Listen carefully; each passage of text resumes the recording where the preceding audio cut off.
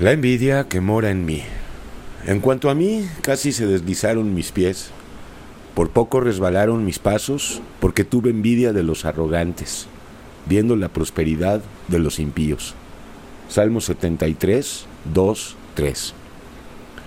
El tema de hoy es sobre una de las manifestaciones más diabólicas y mortales que existe.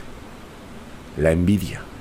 Una prisión en la que todos los seres humanos, en mayor y menor medida, estamos atrapados. Acerca de este demoníaco sentimiento y en ocasiones pasión que sale de nuestro corazón y mente, todos estamos de acuerdo. Todos opinamos que la envidia es odiosa, espantosa y destructiva en gran manera. Literalmente, la envidia es carcoma de los huesos. Proverbios 14:30. Como todas las expresiones satánicas, abordaremos el tema basándonos en el concepto bíblico y, por supuesto, con algunos ejemplos. Vamos a comenzar con la envidia del padre de la envidia, esto es, de Satanás. ¿De dónde salió la envidia? Evidentemente del diablo. Satanás es el productor y hacedor de la envidia y de toda clase de males e injusticias. Por esta razón, porque la envidia es un producto del diablo, él será el primer ejemplo que estudiaremos. Luego veremos al menos 6 casos de envidia en la Biblia. Ejemplo número 1. El ejemplo de Satanás. La Biblia nos revela que Satanás era un querubín grande y protector que custodiaba el trono de gracia, es decir, el trono de Dios. Ezequiel 28, 12 al 14. Tú eras el sello de la perfección, lleno de sabiduría y acabado de hermosura. Tú querubín grande, protector, yo te puse en el santo monte de Dios. Allí estuviste, en medio de las piedras de fuego, te paseabas. Este ángel creado por Dios, dotado de todas estas características, no pudo ni quiso mantenerse en su posición original de guardián del trono de Dios y de servidor de él. Al contemplar su hermosura, sabiduría y perfección, dice la Escritura acerca de Satanás en Ezequiel 28, 17, se enalteció tu corazón a causa de tu hermosura, corrompiste tu sabiduría a causa de tu esplendor. Satanás se contempló a sí mismo y vióse como el más hermoso y perfecto de los seres creados. Y en verdad lo era. Él era el más perfecto de todos los ángeles. Aquel ángel estaba acabado, era perfecto, en sabiduría y en hermosura. Notemos que la sabiduría y la hermosura son 2 cosas que nos seducen grandemente, 2 tentaciones por las cuales el diablo nos ataca de continuo. El caso es que Satanás era el mejor entre todos los millones de ángeles que Dios hizo. Sin embargo, cuando Lucero contemplaba a Dios en su inigualable majestuosidad, perfección y hermosura, se enfurecía y se encolerizaba, es decir, ardía de envidia y de celos. Esta fue la primera manifestación de envidia en el universo, la envidia que el diablo experimentó por su creador. Dicha envidia llegó al grado de querer destronarlo. Por esta razón, este ángel fue echado de la presencia divina, Ezequiel 28, 16. A causa de la multitud de tus contrataciones, fuiste lleno de iniquidad y pecaste, por lo que yo te eché del monte de Dios y te arrojé dentro de las piedras de fuego, oh querubín protector. Satanás quiso ser como Dios. Al comparar su hermosura y sabiduría con la de su hacedor, no pudo guardarse y permanecer. La envidia lo empezó a carcomer. Dice la Biblia en Proverbios 27, 4, ¿quién podrá sostenerse delante de la envidia? El libro de Isaías nos revela y describe en solo 2 versículos la envidia experimentada por Satanás antes de ser lanzado del cielo a la tierra. Escuchemos.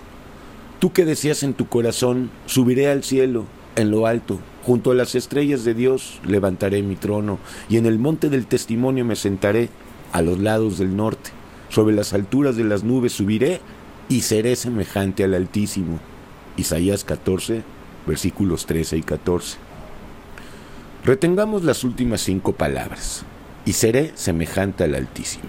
He ahí la intención más maligna del diablo. Desde el principio y hasta el fin, desde Génesis hasta Apocalipsis, Satanás es lo que quiere hacer. Ser semejante a Dios. Es decir, ser como Dios. Es decir, ser Dios. El diablo quiere esto, aun si fuera posible matando a Dios. Como no puede hacerlo, solo le queda imitar la obra de Dios y a Dios mismo, tanto que se siente en el templo de Dios como Dios, haciéndose pasar por Dios. Segunda de Tesalonicenses 2:4b. Ahora bien, lo que Satanás no pudo hacer en el cielo, quiere hacerlo en la tierra. Para esto introdujo a su simiente, a la simiente cainita, Génesis 3:15. No obstante, también lo quiere hacer por medio de los hijos y de las hijas de Dios, los que en tanto que no vuelvan a nacer, están bajo la potestad del diablo. Esto es exactamente lo que vemos en el huerto del Edén, cuando por engaño y lisonjas del diablo, el diablo por medio de la serpiente, hizo que Eva codiciara el agradable árbol de la ciencia del bien y el mal, el que según la Biblia era bueno para comer, agradable a los ojos y codiciable para alcanzar la sabiduría. Génesis 3:6. En efecto, en la codicia está inherente la envidia y viceversa. Experimentamos envidia cuando creemos que algo o alguien nos hace falta. De cualquier manera, toda envidia surge de un vacío. Pero la envidia, además de ser codicia, es un puente inmediato al orgullo, a la ira, al odio, a la tristeza, a la impotencia, a la frustración y en muchos casos al crimen y al suicidio. La codicia entraña ya la envidia y viceversa. Job 5:2b, y al codicioso lo consume la envidia. Segundo ejemplo, Caín.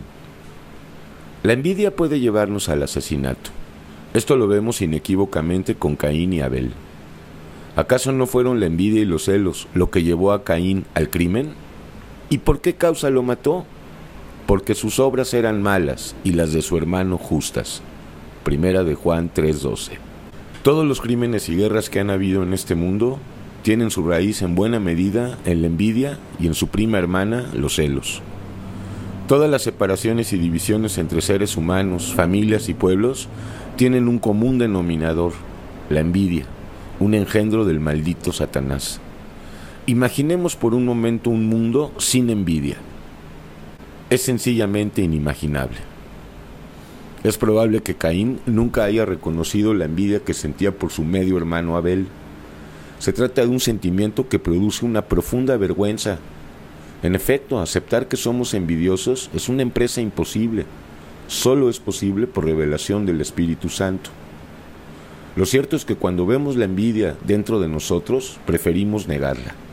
Solemos decir que no se trata de envidia. La justificamos de mil maneras, la maquillamos. La envidia se parece al miedo, un sentimiento que no nos gusta reconocer y aceptar ante los demás y especialmente ante nosotros mismos. Ya lo digo, se necesita la revelación de Dios para poder aceptar estas cosas sin odiarse. La envidia que mora en nosotros es parte del pecado que mora en nosotros, pero como lo hemos aprendido por la gracia y revelación de Yeshua, la envidia, aunque está dentro de nosotros, no es parte sustancial de nosotros. Hoy podemos vencerla y someterla si vivimos en juicio. Esto tras la victoria del Mesías sobre el diablo, es decir, el generador de la envidia. Fue Satanás el que importó la envidia a la tierra por medio del pecado que introdujo en la primer pareja de hombre y mujer, es decir, en Adán y Eva, y por supuesto, en todos los nacidos de mujer. Porque el pecado pasó a todo ser humano, dice Pablo en Romanos 6. Al entrar el pecado, entraron también la envidia y la rivalidad, esa insensata competencia entre seres humanos. Resulta muy claro, la envidia nos separa y nos aleja no solo de los demás, sino especialmente de Dios. Constituye una forma directa para contristar al Espíritu Santo, dejarnos llevar por la envidia. Porque nosotros también éramos en otro tiempo insensatos, rebeldes, extraviados, esclavos de concupiscencias y deleites diversos, viviendo en malicia y envidia, aborrecibles y aborreciéndonos unos a otros. Pero cuando se manifestó la bondad de Dios nuestro Salvador y su amor para con los hombres, nos salvó no por obras de justicia que nosotros hubiéramos hecho, sino por su misericordia, por el lavamiento de la regeneración y por la renovación en el Espíritu Santo. Tito 3:3-5. Tercer ejemplo, José y sus hermanos. El tercer ejemplo de envidia que revisaremos fue el que experimentaron por José sus medios hermanos. Y sus hermanos le tenían envidia, Génesis 37:11a. Por las razones que fueran, José, el hijo de Jacob, era un individuo propicio a padecer toda clase de envidias por parte de los demás. Dice la Biblia, y era José de hermoso semblante y bella presencia. También dice, Dios estaba con José y fue varón próspero. Génesis 39, 2a y 6b.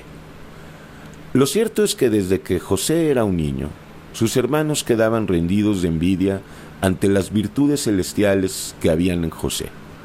Por esta razón era odiado y despreciado por su familia.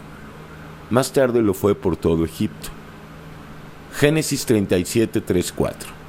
Llamaba Israel a José más que a todos sus hijos, porque lo había tenido en su vejez, y le hizo una túnica de diversos colores.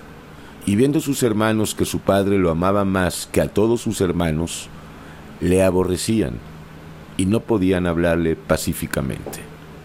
José era un individuo que caminaba conforme a la voluntad de Dios y no conforme a la suya, es decir, conforme a la voluntad de la carne. En él moraban virtudes divinas que hacían que José fuera envidiable. Dice la escritura de José que era hermoso, soñaba sueños celestiales y proféticos, predicaba la palabra de Dios, llegó a ser virrey de Egipto y por si fuera poco era el hijo preferido de su padre, el hijo de Raquel, a quien Jacob amó. José agradaba a Dios y por eso Dios se manifestaba en José. Esa era la razón por la cual era envidiado. Eclesiastés 4:4 nos lo confirma. He visto asimismo que todo trabajo y excelencia de obras despierta la envidia del hombre contra su prójimo. Siguiendo nuestro hilo conductor, que la envidia es codicia y tarde o temprano puede llevar al crimen, recordemos que la envidia que sentían los hermanos de José los llevó a cometer un crimen de secuestro aberrante en contra de su propio hermano. Es Esteban quien nos lo confirma en Hechos 7:9. Los patriarcas, movidos por envidia, vendieron a José para Egipto, pero Dios estaba con él. Todos sabemos cuál fue el final de José y cuál fue el de los medios hermanos de José. No es un misterio. Mientras que José fue prosperado más y más, los hermanos fueron reducidos. ¿Por qué causa? Porque se dejaron llevar por la envidia. Es la envidia de los hermanos de José, es decir, la envidia que está en cada uno de nosotros, la envidia que mora en mí. Cuarto ejemplo, Raquel y Lea. En otro ejemplo, y dentro del mismo contexto y de la misma escena patriarcal, vemos reñir y pelear por envidia a las hijas de Labán, esto es, a Lea y a Raquel, dos hermanas que compartían al mismo esposo. Génesis 30:1. Viendo Raquel que no daba hijos a Jacob, tuvo envidia de su hermana, y decía a Jacob, dame hijos, o si no, me muero. La envidia se dirige a todo y a todos, a las personas, a los objetos materiales, a la belleza física, a la sabiduría del mundo, a la fama, a la popularidad, al renombre, a la juventud, es decir, a todo. Todo es posible envidiar. La criatura vieja es envidiosa, porque es codiciosa y está vacía de todo bien verdadero. La envidia es un fuego abrasador, una sosa cáustica, un incendio interior que se encuentra estrechamente relacionado con la codicia y la avaricia. Santiago 4:2. Codiciáis y no tenéis, matáis y ardéis de envidia. Esta misma envidia está relacionada con el infierno. Santiago 3:6. Ellas son Lea y Raquel, Raquel y Lea, dos hermanas que ardían de envidia una por la otra. ¿La razón? Ninguna estaba conforme con su parte y su posición. No estaban conformes con lo que tenían, y por supuesto no estaban agradecidas por lo que no tenían y lo que en su propia opinión les faltaba. Ambas se sentían vacías por dentro porque dependían de un hombre, de unos hijos, a fin de cuentas de seres humanos. En este caso de Jacob, uno de los mayores ídolos de estas dos mujeres. La envidia separa a nuestra alma de Dios, aleja al Espíritu Santo y al cuerpo de Cristo destruye. La envidia divide a los hermanos y a la familia natural. La envidia es separatista, divisoria y productora de pleitos, blasfemias, malas sospechas, disputas necias. Primera de Timoteo 6:4. Se nos exhorta a combatir contra este asqueroso enemigo del ser humano. No tenga tu corazón envidia de los pecadores, no tengas envidia de los hombres malos, ni desees estar con ellos. No te entremetas con los malignos, ni tengas envidia de los impíos. No te impacientes a causa de los malignos, ni tengas envidia de los que hacen iniquidad. Proverbios 23, 17a, 24, 1 y 19. Sabemos por revelación que la envidia sale de nosotros, de nuestro corazón y mente, pero no pertenece a nosotros. Se trata de la envidia que mora en nosotros, la que debemos atajar, atar y someter por la gracia del Espíritu Santo.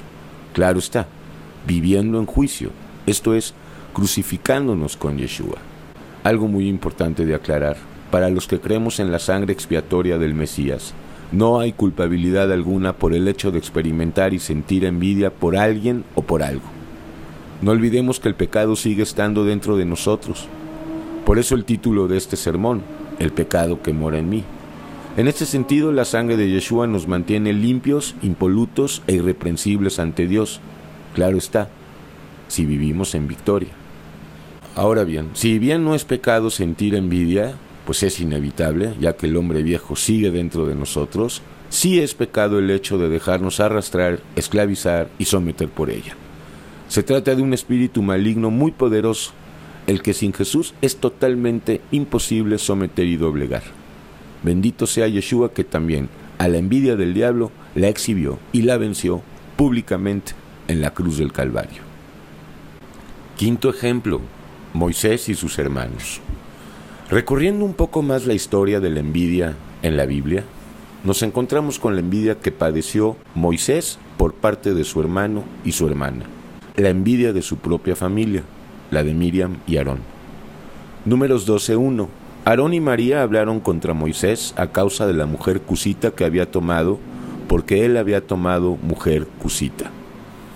Volvemos a lo mismo. La envidia siempre la escondemos y la negamos. Siempre está agazapada, siempre la escamoteamos.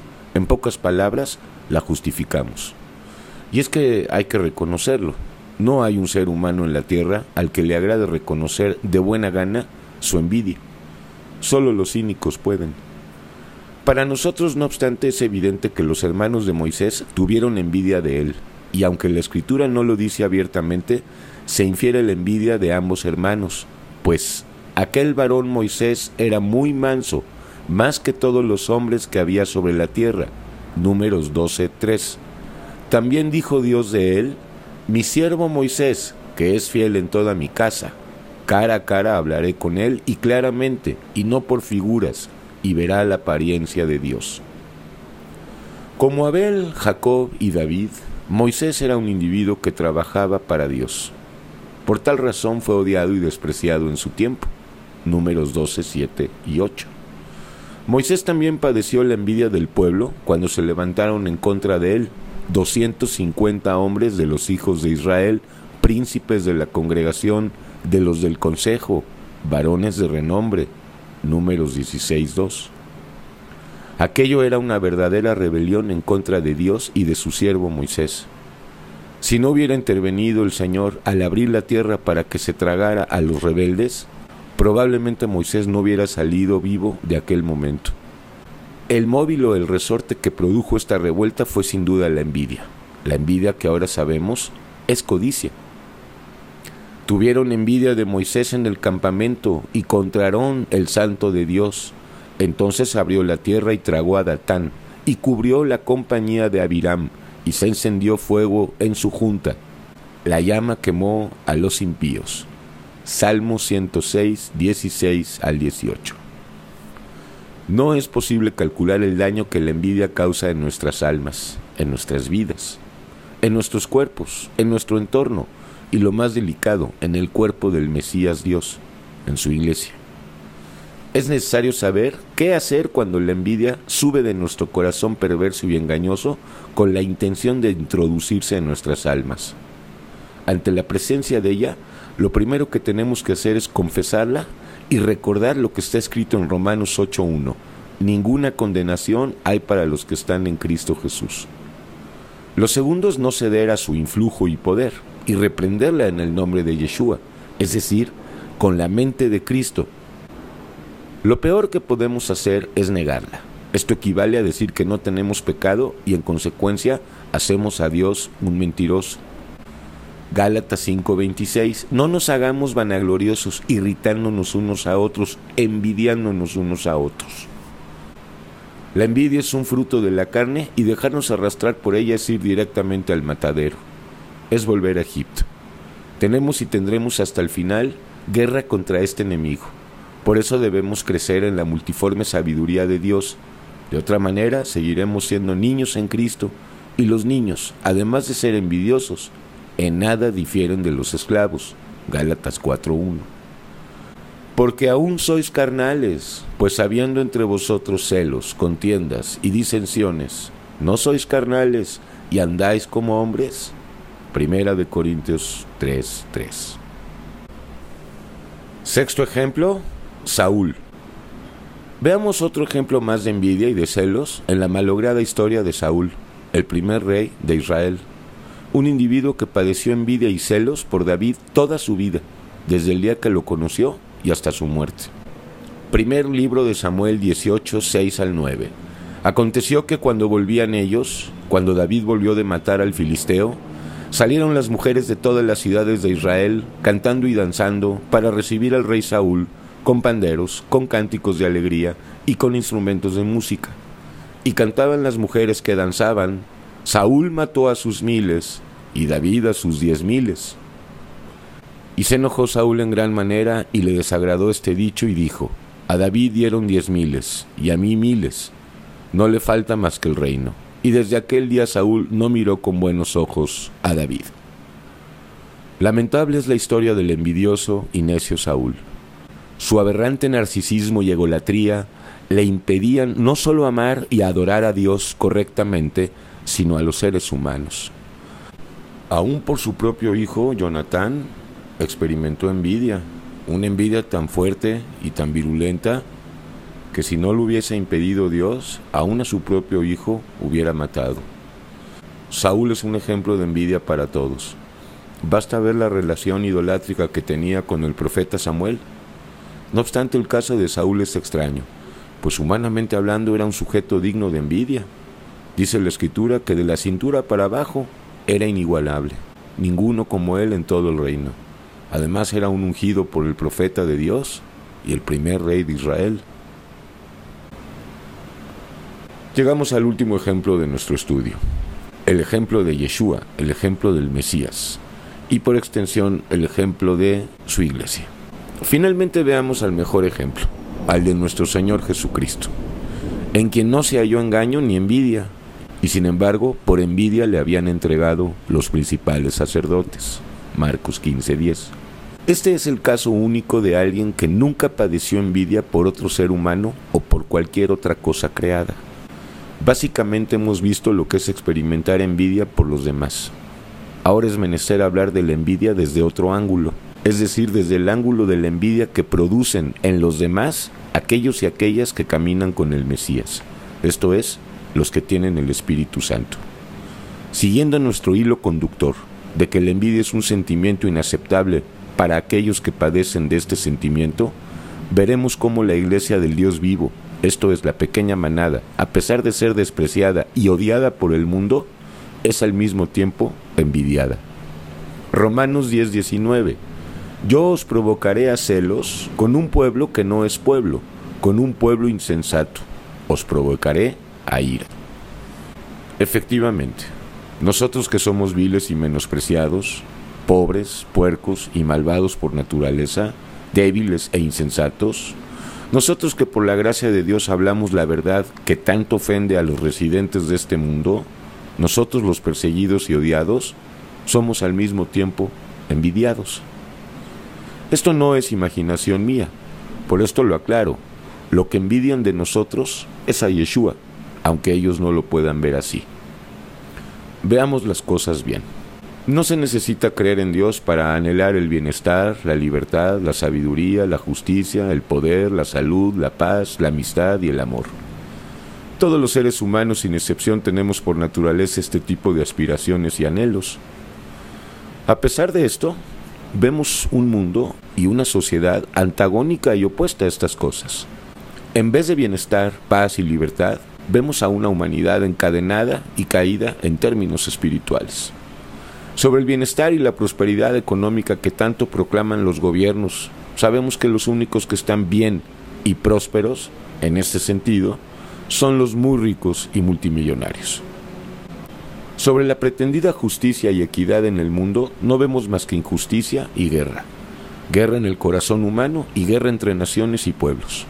Acerca del amor del mundo, ya hemos estudiado que en el mundo solo existe el amor fingido y por lo tanto falso, mentiroso, interesado y por lo mismo diabólico. El mundo quiere paz, amor, justicia, bienestar, etcétera, etcétera. Sin embargo, nada de esto existe en este sistema. Es aquí donde entra en acción la iglesia de Yeshua, la que por gracia inmerecida posee todas estas cosas que el mundo quiere y mucho más. Tan solo hablar del fruto del Espíritu Santo que se manifiesta en cada persona que obedece al Mesías es causa de profunda envidia para los que viven en el mundo y para la carne. Efectivamente, ¿cómo no envidiar a personas que están llenas de amor, gozo, paz, paciencia, benignidad, bondad, fe, mansedumbre y templanza? Gálatas 5:22. No importa qué tan pobres en la escala social y cultural seamos, el testimonio de un hijo y una hija de Dios producen hostilidad por la envidia que desatan en los demás. Esto es inevitable.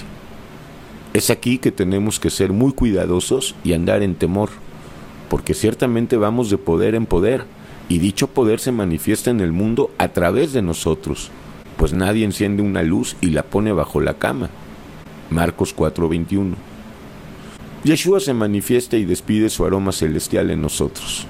Es claro que esto produce envidias y otras reacciones en nuestro entorno familiar y social, reacciones como odio, burla, crítica y rechazo. Es un asunto delicado en el que necesitamos ser instruidos directamente por el Maestro. Tampoco debemos olvidar la existencia y la presencia de la simiente cainita. Las personas que caminan con Dios, que son templo del Espíritu Santo, están sujetas a multitud de envidias por parte de los demás. Nuestro comportamiento es extraño, absurdo e ilógico para los demás. Sin embargo, es perfectamente lúcido y racional en la opinión de Dios. Vivimos en una libertad incomparable y en la paz de Cristo, que no es como la del mundo. Cada uno de los frutos del Espíritu Santo son privilegios que no se encuentran en el mundo, aunque en el mundo se hable de ellos día y noche. Hablamos de una vida eterna, de cuerpos glorificados. Hablamos de reinar con Yeshua 1000 años en la tierra, de nuevos cielos y de nueva tierra. Frente a estas cosas, ¿cómo no caer en la envidia, aunque negándola? Ante esta situación, nuestro deber es resistir la envidia de los demás sin llegar al orgullo, al regodeo, al odio o a la vanagloria. Recordemos siempre que llevamos un hombre viejo codicioso, ególatra y adorador de sí mismo. En suma, a un envidioso. A la criatura vieja le fascina ser admirada y envidiada por los demás. Debemos reconocer esto. Recordemos siempre que la envidia es una de las caras más horrendas de Satanás. Y si es horrible y amargo sentir envidia por otros, es venenosamente dulce que otros la experimenten por nosotros. Es parte de nuestra guerra no caer en la tentación de querer ser envidiados. Por esto es necesario vivir humillados, es decir, en obediencia, dándole la gloria a Dios en todo momento. El Mesías Yeshua nos ha hecho grandes promesas de vida eterna, pero también para esta vida temporal. Son promesas que día con día tienen cumplimiento en nosotros. Su protección, su guianza, su consejo, sus fuerzas, su poder. Todo esto necesariamente produce en los demás envidia. Podríamos pensar entonces de esta forma, que el Espíritu Santo que mora en nosotros permite esa envidia o celo en los demás hacia nosotros con la intención de atraer a los otros hacia Él mismo. Por eso nuestro deber es menguar, porque solo así podemos crecer. Nuestra divina tarea es llevar a otros a los pies de Cristo, es decir, a la cruz, a la sana doctrina. Si Jesús se vale de este recurso para atraer a sus hijos perdidos en el mundo, debemos nosotros hacernos a un lado y decirle a los demás que lo que ven en nosotros es a Jesús y que pueden recibirlo por gracia, es decir, por la fe en la obra del Mesías. No es tarea fácil saber canalizar la envidia del mundo. Se requiere entrenamiento espiritual, se requiere temor santo y verdadero arrepentimiento. Pensemos entonces en un Pablo, el que fue enormemente envidiado. Desde luego que esa envidia, la más de las veces, no se manifestaba abiertamente como tal, sino que se reflejaba en las críticas, las burlas, los juicios y los vituperios que los otros hacían de Pablo. Y así sucede con nosotros. Somos envidiados, pero encubiertamente. Esto, lejos de enorgullecernos, nos manda a humillarnos y a compartir con el envidioso perdido el regalo de Dios, que es Jesucristo crucificado y resucitado. Porque sin Cristo estamos atestados y vendidos a la injusticia, fornicación, perversidad, avaricia, maldad, llenos de envidia, homicidios, contiendas, engaños y malignidades. Romanos 1:29. Hay que tener cuidado de no enseñorearnos ni de manipular a aquellos que por estar bajo el lazo del diablo padecen envidia por nosotros. Enseñorearnos significa regocijarnos internamente por ser envidiados. Es un narcisismo aberrante. Con relación a la envidia, nuestro combate es bifronte. Por un lado debemos mantener atada a la envidia que la criatura vieja dentro de nosotros experimenta. Y por el otro lado debemos canalizar la envidia de los otros hacia nosotros, por causa del testimonio de Yeshua en nosotros. Esto será hasta el final. Para terminar, volvamos al texto que encabeza este sermón, el Salmo 73. El salmista David, en confesión extraordinaria, nos dice que estuvo a punto de caer por causa de la envidia que sentía al ver la prosperidad de los arrogantes e impíos. Ciertamente la envidia no desaparecerá hasta el final.